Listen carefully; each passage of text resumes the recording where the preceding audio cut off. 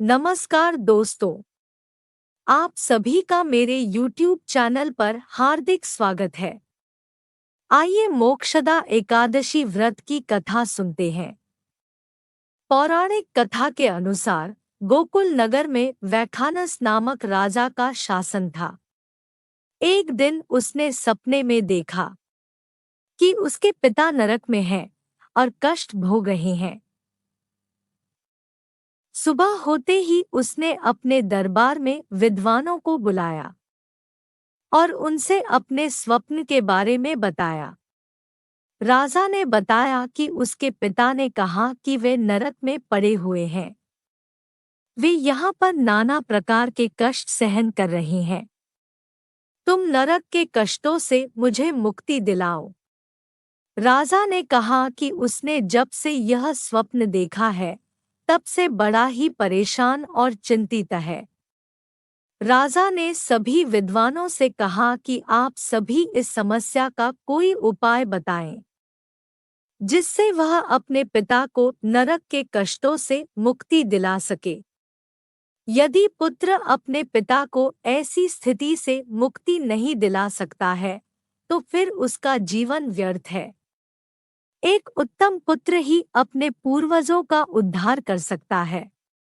राजा की बात सुनने के बाद सभी विद्वानों ने कहा कि यहाँ से कुछ दूर पर ही पर्वत ऋषि का आश्रम है। वे त्रिकालदर्शी हैं।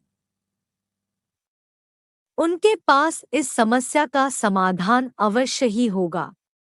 राजा अगले दिन पर्वत ऋषि के आश्रम में पहुंचे। उन्होंने प्रणाम किया तो पर्वत ऋषि ने आने का कारण पूछा। राजा ने आसन ग्रहण करने के बाद अपनी सारी बात पर्वत ऋषि को बताई। तब पर्वत ऋषि ने अपने तपोबल से उनके पिता के पूरे जीवन को देख लिया। पर्वत ऋषि ने राजा से कहा कि उन्होंने तुम्हारे पिता के किए गए पाप को जान लिया है।